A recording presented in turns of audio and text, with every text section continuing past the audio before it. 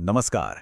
आज ना हम गरुड़ पुराण के पन्ने पलटने वाले हैं और एक ऐसे चैप्टर को समझने की कोशिश करेंगे जो सच में हमें हमारे कर्म और उसके फल के बारे में बहुत गहराई से सोचने पर मजबूर कर देगा। हम सब एक यात्रा पर चलेंगे, यमलोक की, और देखेंगे ब्रह्मांड की सबसे खौफनाक अदालत, हाँ, यमराज का दरबार, और जानेंगे एक ऐसे नरक के बारे में जिसका तो नाम सुनकर ही रूह कांप जाती है। तो चलिए शुरू करते हैं ये रहस्यमयी यात्रा।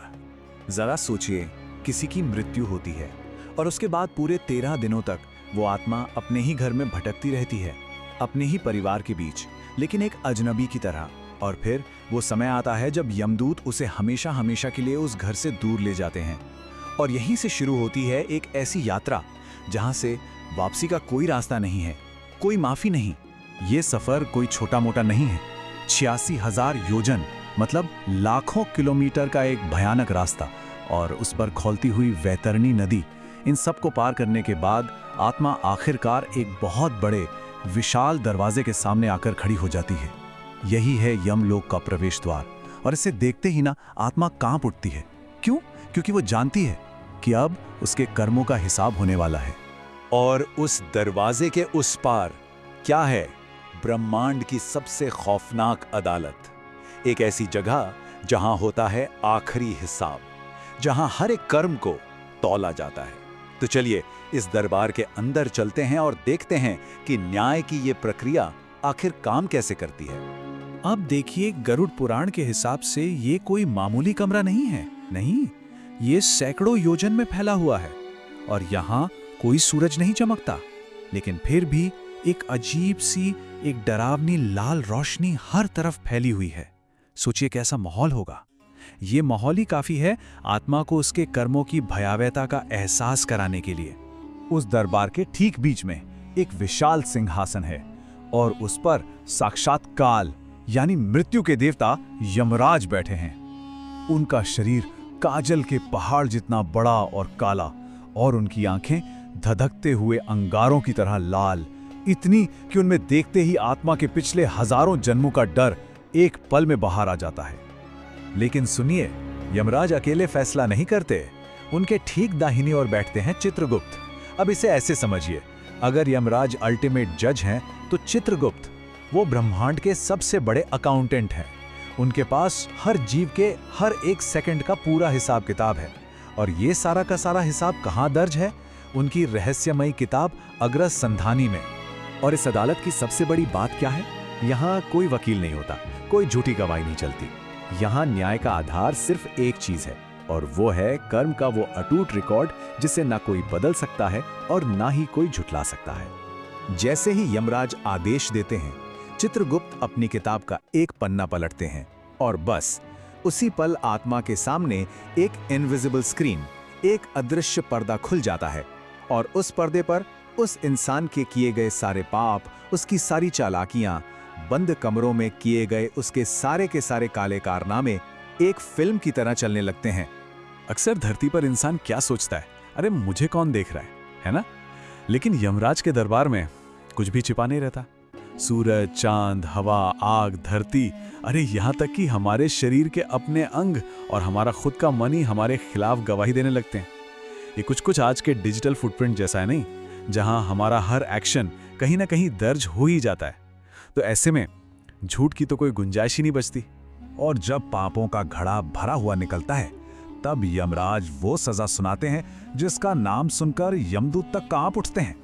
गरुड़ पुराण में 28 सबसे भयंकर नरकों का जिक्र है, और ये उनमें से एक है। नाम है कुंभीपाक। अब ये नाम, इसका मतलब ही इसकी पूरी भयावहता बता देता है। कुंभी मतलब एक बहुत बड़ा बर्तन या कड़ाही, और पाक मतलब पकाना। तो नाम से ही अंदाजा लग जाता है कि आगे किस तरह की पीड़ा मिलने वाली है। तो ये नर्क है किसके लिए? ये खास तौर पर उन लोगों के लिए है जो अपनी ताकत या पैसे के नशे में दूसरों की जिंदगी बर्बाद कर देते हैं।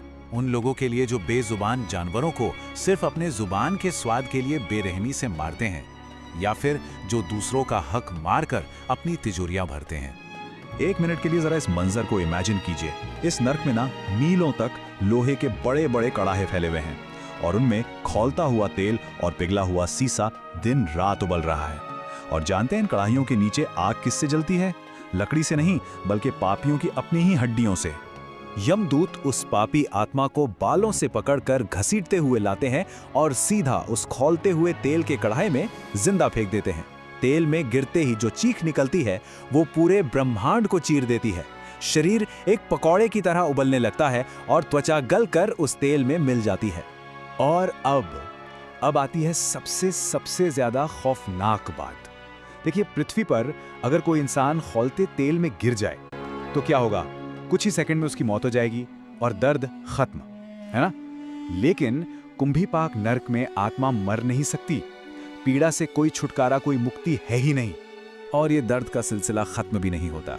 जैसे ही आत्मा का शरीर पूरी तरह जलकर राख होता है, उसे तुरंत एक नया शरीर दे दिया जाता है और फिर से उसे उसी खोलते हुए तेल में धकेल दिया जाता है। ये दर्द का एक अंतहीन चक्कर है, एक एंडलेस लूप जो कभी नहीं थमता। और ये सब कोई 1-2 दिन नहीं चलता, नहीं। गरुड़ पुराण कहता है कि यह सिलसिला हजारों लाखों सालों तक, कई युगों तक लगातार चलता रहता है। कब तक? जब तक कि उस आत्मा के रोम रोम से उसका सारा घमंड और पाप उबलकर बाहर ना आ जाए।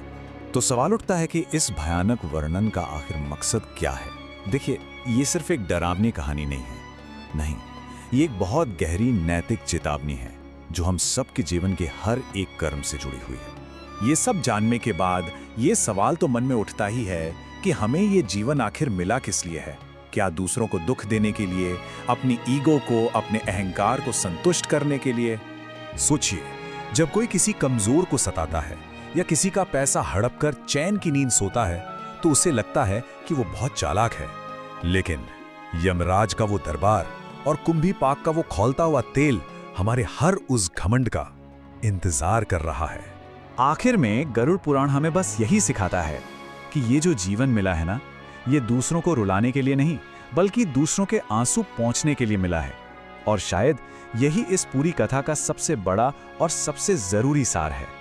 और शायद इसीलिए ये कथा हमें बार बार याद दिलाती है कि अगर जाने अनजाने में कोई पाप हुआ है या किसी का दिल दुखाया है तो आज, अभी, इसी वक्त माफी मांग लेनी चाहिए, क्योंकि एक बार यमलोक का वो दरवाजा खुल गया तो फिर कोई माफी नहीं मिलेगी।